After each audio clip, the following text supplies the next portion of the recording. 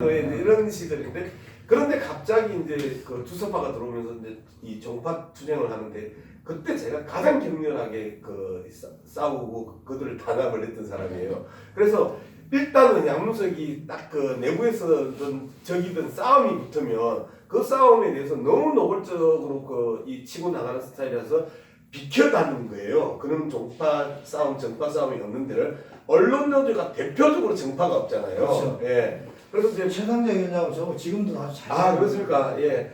그래서 저하고도 이제 그 상경이랑 친한데 하여튼 언론 노조가 그런 정파 싸움이 없는 대표적인 그렇죠. 이 노동조합인데 그래서 박사학위 받고 바로 언론 노조로 지직을 했습니다. 그래서 제가 항상 자랑하는 게 민주노총에서 풀타임 스튜던트로 그 이 박사학위를 받아서 취직한 최초의 박사다. 내가 맨날 그렇게 이야기합니다.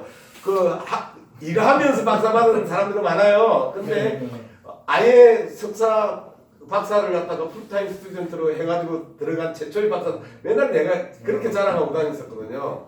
이제 그런 부분에 있어서 제가 되게 그 두려워하고 그다음에 제 성격을 너무너무 잘 알기 때문에 했는데 지방선거 끝나고 이제 경남도에서 떨어졌잖아요. 네. 그리고 민주당 득표율보다 더 안 나온 득표율로 떨어졌거든요. 민주당 득표율이 경남에서 32%인가 34%인가 하는데 29% 받았어요. 그러니까 완전 득보잡 나와가지고 희생펀드 치러 나와가지고 완전 밟힌 거죠.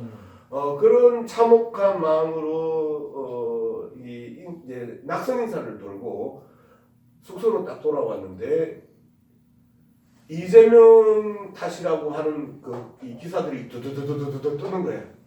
거기서 이제 꼭지가 걸는 거죠. 이런 하면서 이제 바퀴벌레 새끼들 밟아 지기해야 된다 이제 이러면서 이제 페이스북을 쓰면서 저도 모르게 악성팬 때문에 악성팬이 됐습니다. 하여튼 그렇습니다. 지금 저도 이제 조금 전에도 그런 얘기를 했는데 지금 이 시기는 네. 정말 이 개만동어단 이 윤석열 그 검사 정권에 맞서서 네. 민주당이 힘있게 싸워서 국민들한테 새로운 미래를 제시하고 비전을 제시하고 국민들한테 희망과 꿈을 줘야 되는데 네. 꿈과 희망을 예. 드려야 되는데 예. 이거 뭐 틈만 나면 발목 잡기 하고 예. 틈만 나면 그냥 이렇게 하니까 저도 처음에는 내가 여기 당에 이제 저기 당에 들어온 지 10년 네. 정도 넘었거든요. 예. 내가 당에 있을 때가 아닌가 보다 했는데 요즘에는 아니다. 나도 끝까지 조그마나마 힘이 좀 돼야 되겠다는 생각을 갖고 버티고 네. 있습니다. 아유, 이스케일 움직이면 또 한국의 투쟁의 역사가 바뀐다고 저는 확신하고 있습니다. 왜 그러냐면 제가 언론노조에서 활동할 때 또 이스케일 위원장이 사무총장으로 활동을 하셨고 그리고 또 제가 아스팔트로 다시 복귀했었을 때 이석경 위원장이 또 이제 그 당시 민주노총 위원장을 하셨고 그리고 저하고 미디어부도 반대투쟁도 함께 가열차게 했던 그 기억들을 제가 가지고 있기 때문에 근데 이제 제 몫도 있다고 생각을 해요. 아스팔트 위에 올라갔었을 때 제가 가장 행복해하는 것 같아요. 오히려 방송보다 아스팔트 위에서 정말 수십만 명 중에 한 사람 빛도 없이 이름도 없이 잡초처럼 보일지라도 그 중에 한 사람으로서 그 자리에 내가 있다라는 게 너무너무 자랑스럽고 그리고 또 그들과 함께 어깨동무하고 그리고 구호를 외치고 그리고 쭉쭉 뻗는 오른팔에 타도자! 타도자! 타도자! 윤석열 정권 타도자! 타도자! 김건희를 구속하라! 구속하라! 특검이라는 건 이제 안 써요. 턱감. 쓰면 안 돼요. 저분들이 필요가 없어요. 턱감. 특검 안 돼요. 턱감. 그래서 이제 난 진주에서 한 20년을 살아가지고 네. 익숙해요. 네. 이 표자 발음 잘 안 되는 거 알고 변자 발음 잘 안 되는 거 그래서 나 사투리 안 쓰는 거 알지? 아니 제가 이제 서울에 올라와가지고 이 볼펜을 물고 발음 연습도 하고 그러면서 명예도 사랑도 그다음에 이제 이런 이 노래를 부르면서 우리는 맹예도 사랑도 그렇지, 맹예도 이제 명예도 사랑도 이제 뭐 이런 표현도 하는데 이제 어떤 픽사리가 나느냐면요 맹세하면서 여기에 이제 명자에 너무 스트레스 받으니까 명세하면서 이제 이런 이제 이런 픽사리들이 나요. 근데 통영을 내려가서 이제 고향에서 한 지난 8년을 있으면서 아무도 거기에 대해서 그치. 말을 하지 않잖아요. 그리고 더 그냥 익숙해진 거지. 머리로 그 맹세냐 그다음에 맹세냐, 명예냐 명예냐. 또는 백명이냐 백맹이냐 숫자를 셀 때도 100명 100명 이러잖아요. 근데 100명 이래야 되는데 100명 이러고 이걸 갖다가 하나하나 머릿속에서 정리를 해서 말을 해야 돼요. 그러니까 이제 양문석이 이야기하면 저 계속 더듬거리는 거야. 이게 머릿속에서 이게 100명이냐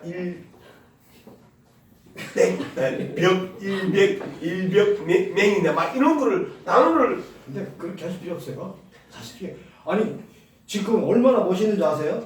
지금 하실 말씀 이렇게 그냥 일반적으로 저희들이 하는 것보다 우리 지금 그 양 목사님 그렇게 말씀을 하시면 훨씬 더 뭐랄까 가까워지는 느낌?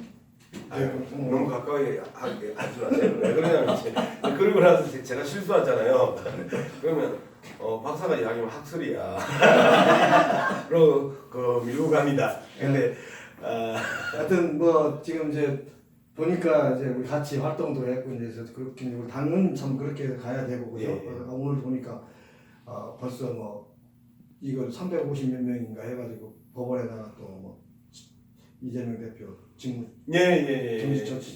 직무 정지하라고 그래서 명단이 다 드러났으면 좋겠고 그죠? 그렇게 하고 우리 강하게 함께 싸우면 되는 거고 그죠? 근데 오늘 얘기를 안 할 수 없는 게 껌이니까 씹어야죠. 그럼요. 윤석열 한번 좀 얘기를 하면 에라이 썩년로 하는데 이런 그 표현을 하는데 자 우리 오늘 거의 공개 방송이잖아요. 제가 에라이 하면 여러분들은 썩을 놈아 그 다음에 뭐 발음을 정확하게 하는 거는 그 뭐 제가 관여하지 않습니다. 한번 해볼까요? 네. 에라이 썩어요! 썩어요!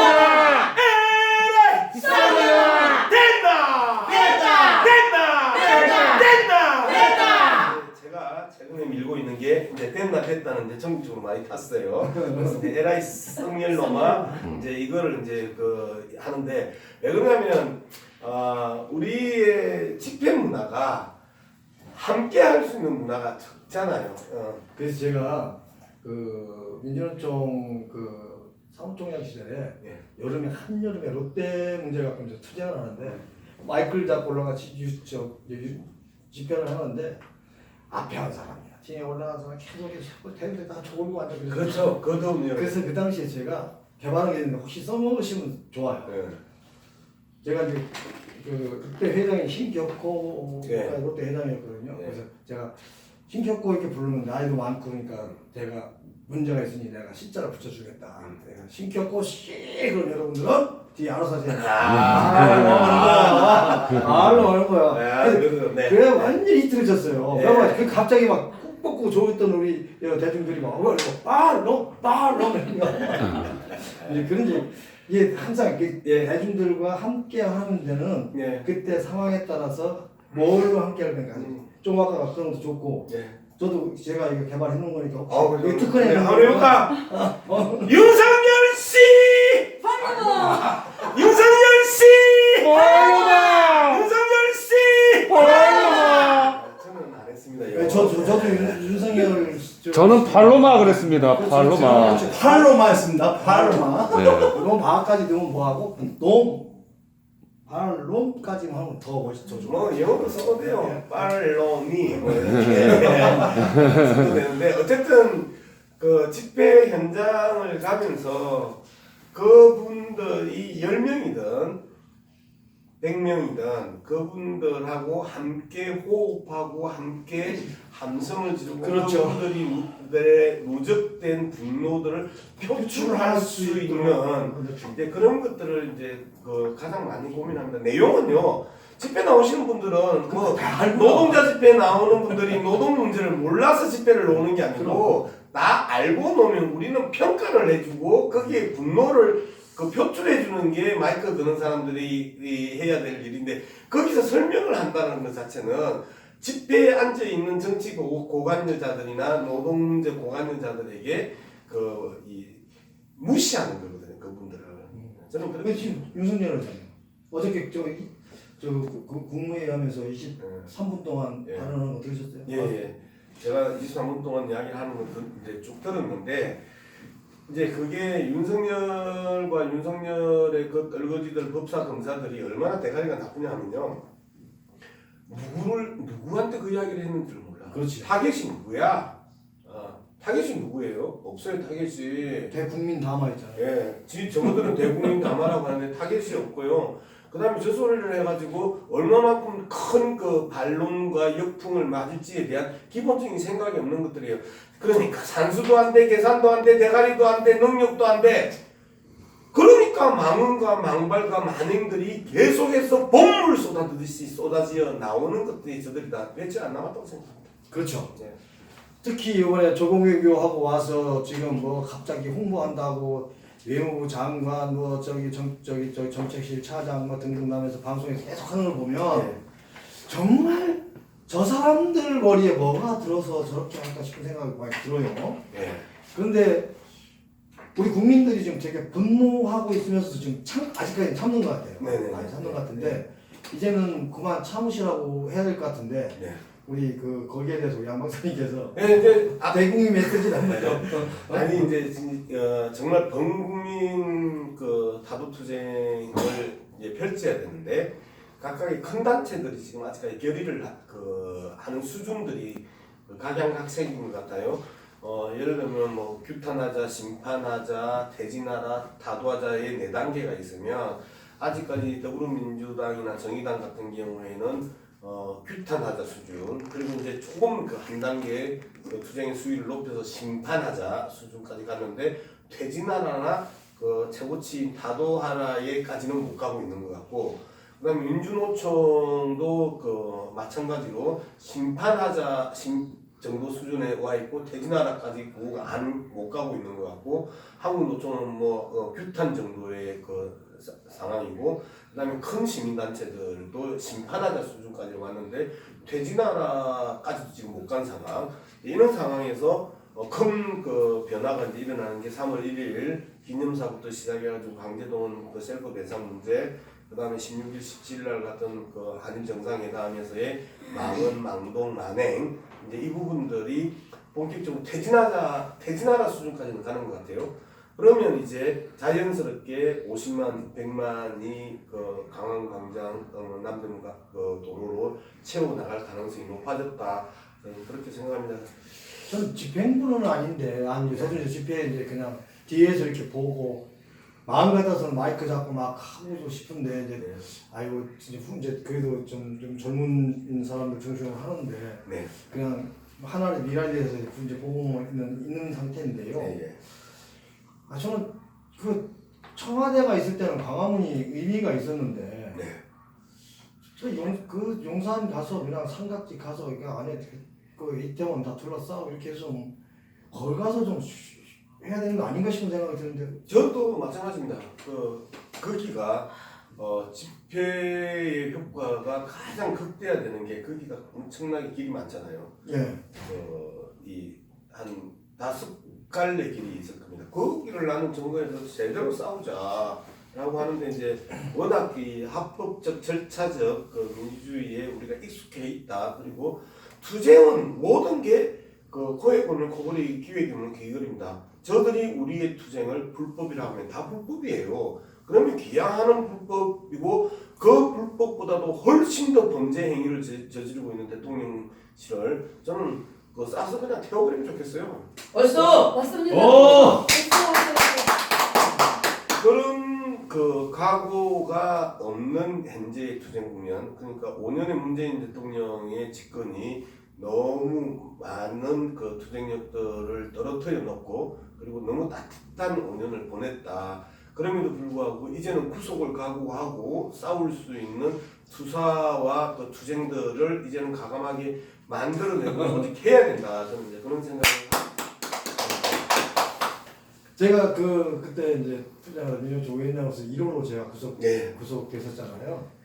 구속됐었는데 감옥 좋아졌어요. 정말 좋아졌어요. 뭐 두려워할 거 없어요. 최상대 위원장하고 저하고 맨날 이제 그 큰 싸움을 나갈 때 네. 서로가 신경전을 벌입니다. 아 이번에 내가 나갈게. 또는 상대형은 또 지가 나갈게. 그래. 서로가 구속되려고 구속되면 지거든. 그게 3개월이든 1년이든. 제가 말 잘못했어요. 어쨌든 저는 특히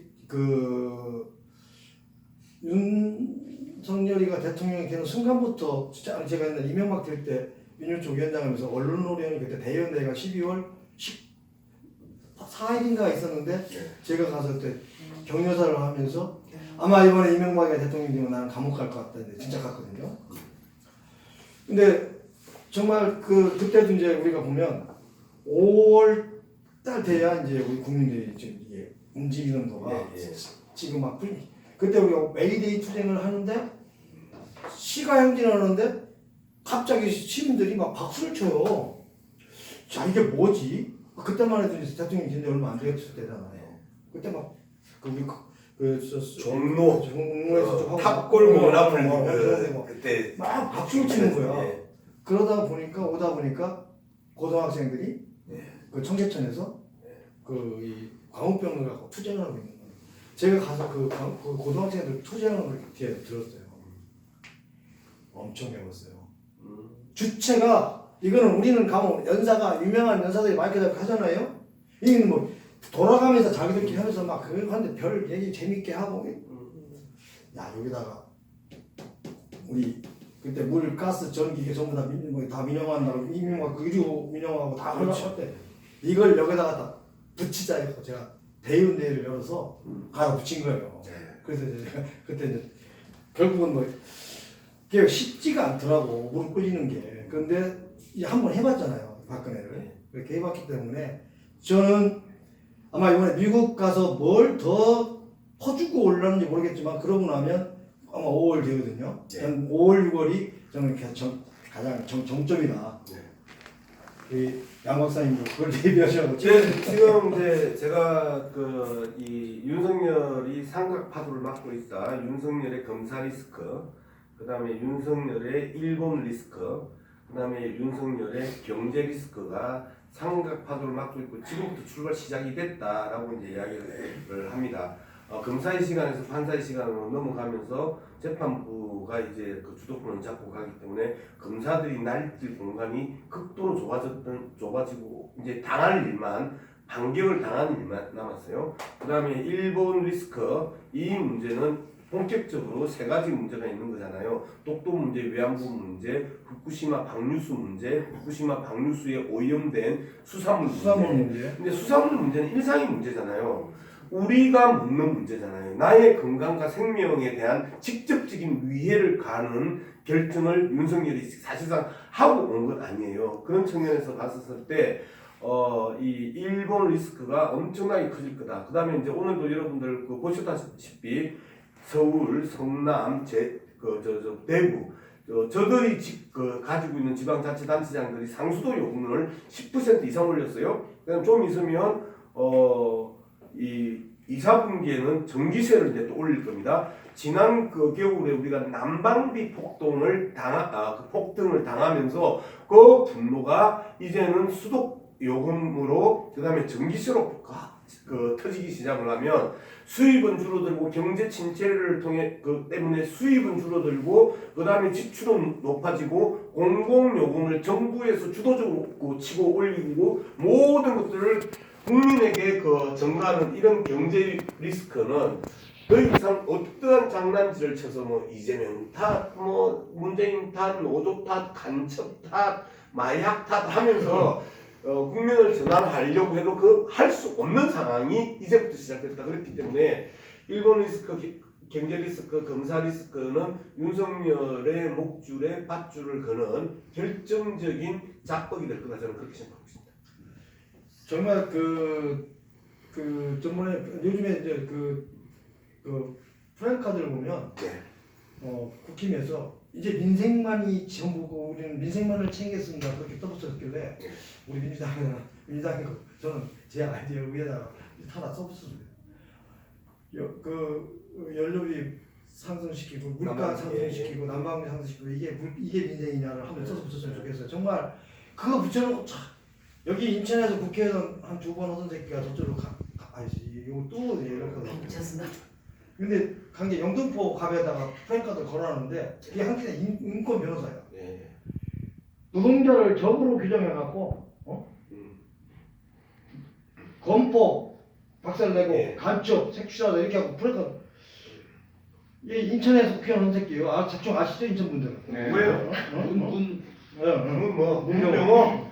또와이 새끼야 이거. 아니 정말 근데 그래서 이제 이런 문제들이 있는데 정말 민주당도 이제는 국민들한테 홍보하는 그런 부분들을 걔들은 아니다라는 걸 정확히 좀 할 수 있도록 좀 했으면 좋겠어요. 근데 우리 이수경 위원장 이제 성격을 많이 죽었어요. 뭐 이제 그런 부분에 대해서 저는 깔끔하게 제가 공식적으로 그 블랙카드를 갈 수 있는 위치가 되면 그 밑에다가 시달이 국면이다. 이 정도의 이야기는 해야 되는 거예요. 저는 많은 국민들이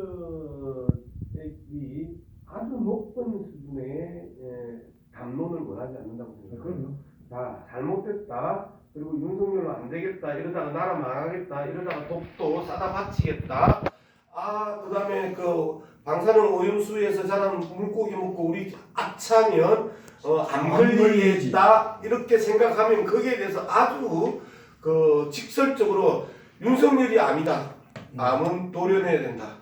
이런 그 직설적이고 분명한 메시지를 전해야지 우리 수박들처럼 정말 겉은 푸르게 안은 빨갛게 요따구의 그 팔색조처럼 행동하는 것들은 더 이상 안 통한다는 거예요. 그리고 뭐 이석경 위원장님도 그렇고 저도 그렇고 그 수박들 깨는 거 제가 계속 말씀드리잖아요. 바퀴벌레는요 밟아 죽여야 되고요. 그러면 도려내야 되고요. 수박은 아작아작 깨부셔야 되는 겁니다. 맞습니다. 제가 좀 이렇게 세게 하고 바깥에 우리 같이 하고 있는 유효상 그 작가가 저희 별명을 발빙이라고 줘가지고 엄청 지금 제가 낮췄어 지금. 그러니까요. 엄청나게 낮춰서 하시고 제가 저도 원래 이게 제 체질이 아니고 만약에 마이크 잡고 이거 하는 게 체질이. 우리 유효상 선생도 제가 사회를 보고 여기 앉아 있으면 저처럼 할 걸. 이게 이제 그 한급은 그 분노인데요. 제가 그 분노를 대변한다는 이야기를 안 해요. 대변하는 거 아니잖아요. 여러분들의 분노와 양문숙의 분노와 이석형의 분노와 유효상의 분노가 똑같은 거야. 맞습니다. 나의 이야기를 하는 거야. 나의 분노를 표출하는 거야. 뭔 개풀 뜯어먹는 대변이야. 맞습니다. 당신들보다 내가 더 분노하는데 저는요 진짜 그 분노를 하면 살갗에 경련이 일어나요. 그 다음에 몸이 아파요. 그리고 실제 그 몸이 아파요. 머리가 아픈 게 아니고 몸이 아파요. 이제 그 분노들을 이렇게 풀어내지 못하면 제가 윤석열 때문에 죽는 거 쪽팔리잖아요. 윤석열한테 스트레스 받아가지고 제가 안 걸리고 죽는 거 너무 쪽팔리잖아요. 억울한 일입니다. 억울한 일이죠. 그렇기 때문에 쪽팔리지 않고 억울하지 않기 위해서는 윤석열을 씹어야 되는 거고, 그리고 씹을 만큼 충분히 그 이 재료를 갖다가 매일같이 제공을 하고 있고. 정말 그거 하나 잘하는 것 같아요. 욕할 거리, 말할 거리를 계속 제공해 주니까 이게 근데 그렇게 하다가 딱 돌아서서 딱 생각하면 대한민국을 생각하면 아찔하잖아요. 지금 반도체 저거 지금 한미 뭐 이 동맹 체계 만들어 가지고 하다 보니까 중국에 지금 우리 수출 다 떨어져가지고 유해기에도 일반 반도체가 내려앉게 망하게 생겼죠. 배터리, 저 버스, 자동차 이게 다 미국에다 공장을 지나가고 한국 생산은 안 바뀌었다는 얘기는 우리나라를 떠나가다 우리나라는 얘기 아니에요. 그럼 우리를 그 미국의 53개 주 중에 하나 포함하고 일본도 포함하고 이렇게 가는 거잖아요. 이거 아찔한 거예요. 아찔해 지금. 근데 저 닭대가리들이 이제 그거를 모르는 거예요. 자, 전기차 문제도 중국에 직결되어 있는 그렇죠, 거죠. 직결. 그다음에 2차 전지도 중국하고 직결되어 있는 부분이에요. 이게 전기차하고 직접적으로 연관이 있기 때문에 반도체 업그레이드 시켜서 계속해서 새로운 이 신무기를 만들어내야 되잖아요. 근데 업그레이드 시키면 미국의 규제에 걸리는 거죠. 안 되잖아요. 그러면 어느 놈이 남는 장사예요? 일본, 미국, 대만. 이 3국이 남는 장사인데 이 3국을 위해서 대한민국이 희생을 해라. 세계 경제 규모 7위에 대한민국을 주저앉히려고 한다는. 일본을 플라자 합의로 잡아먹을 때 미국의 추억을 소환하면서 이제 한국을 잡아먹으려고 하는 모습들. 그다음에 IMF를 가지고 일본과 미국이 편먹고 한국을 IMF로 완전 개박살을 내놨는데 이것들이 또 20년 전, 30년 전의 추억을 소환하면서 또 한국을 잡아먹으려고 하는 이러한 정말 이 국제 정치 속에서 그리고 동북아 정세 속에서 경제 전쟁이 벌어지고 있는데 윤석열이라는 저 또라이를 갖다 대통령을 만들어 놨으니 일본 가서 퍼주고 미국 가서 퍼주고 중국에 대놓고 손가락질하고 침뱉고 러시아한테 손가락질 침뱉으니까 러시아하고 중국하고 친이라는 친구의 국가로 팔짱 끼면서 또다시 러중의 동맹이 만들어지는 과정은 완전 대한민국부터 1차 타겟이 되는 거거든요. 저는 이런 국제 정세에 대해서 모른다. 저 새끼들은 맨날 이재명만 잡아가면 오늘도 아까 태영우가 그자 그 새끼는 또라이 완전 또라이 새끼고 그 새끼는 빨갱이. 정말 소포로 북한에 보내버려야 돼. 미술꾼을 해가지고 보내삐야 돼. 근데 이자가 수도권에다가 사드 배치. 사드 배치를 또 했으면 좋겠다는 거예요. 이 사드가 북한의 미사일을 내배는 건 줄 알아요. 사드를 배치하는 순간 그 모든 중국에 있는 미사일은 뭐든 다 그걸 겨누게 돼 있거든요.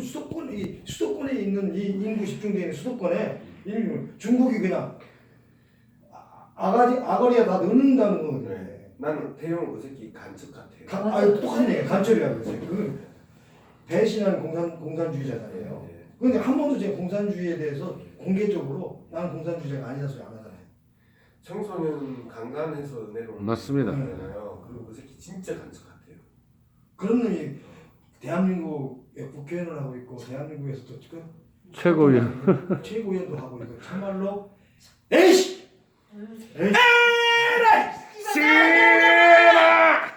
태영호씨! 로마. 그러지 마세요. 아 정말 맞습니다, 진짜. 정말 발로만 내려와 그냥. 이 사드가 뭔지도 모르는데 저러고 있고 사실은 이 평택의 미군 부대든 미군 부대 이런 것이 평택을 옮겨가면서 사실 중국의 미사일이 다 평택을 겨누고 있는 거지. 예. 이제 그런 건데 그리고 롯데가 롯데 골프장에다가 사드 배치해갖고 지금 중국에 다 대출당하고 롯데가 그래서 희청희청해. 롯데가 개박살 네, 났어요. 근데 롯데는 개박살 좀 나도. 네, 계약한다. 나도 되는데 그게 한국 경제하고 직접 맞물려서 돌아가니까 걱정하는 거지. 그게 뭐 롯데가 망하든 뭐가 상관없잖아요. 근데 정말 우리 무역 적자가 계속 이렇게 나고 있는데 이걸 어떻게 희복시킬 생각을 하나도 안 하고 그냥 우리 국민들이 호주머니 꺼내가지고 돈 메꾸고 나중에 거지 만들고 또 좀 있으면 이제 연금 계약 한다고 하면 또 연금 더 이거 얼마 비싸는 거 국민연금 다 죽이고 어떻게 하겠다는지 모르겠어요. 예, 오늘 이석경 위원장님이 주제를 어떤 크게 잘. 예, 아무튼 네, 마칠 시간인데 아니 저 다음에 또 모시겠습니다. 조회수 뚝뚝 떨어져요. 예. 하여튼 오늘 저도 모처럼 우리 양문석 박사님 이렇게 직접 뵙고 제가 막 좀 막 흥분해 하도 우리 아내 식구들이 이렇게 해서 좀 다지면서 했는데 유효상 선생을 계속 경고를 했어요. 지금 노란 옷 옐로우 카드를 던집니다. 왜 자꾸 표현을 억압하고 감정을 억압하고 그래요? 아무튼 바쁘신 시간에 아까 보니까 방금 전까지 또 방송하시고 다녀와주셔서 감사드리고요. 우리 이제 이게 시작이지만 좀 격려도 해주시고 어쩌면 없는데 오셔서 같이 또 예, 언제든지 애니타임에 불러주시면 옵니다. 예, 고맙습니다. 오늘 함께 해주신 우리 양문석 박사님께 여러분 꿈과 희망을 주시고 큰 박수 부탁드리겠습니다. 고맙습니다. 수고하셨습니다. 알러브 민주 TV 이석현. 자, 포토 타임 있습니다. 아 포토 타임. 포토 타임 있어요? 저 사진 찍으시고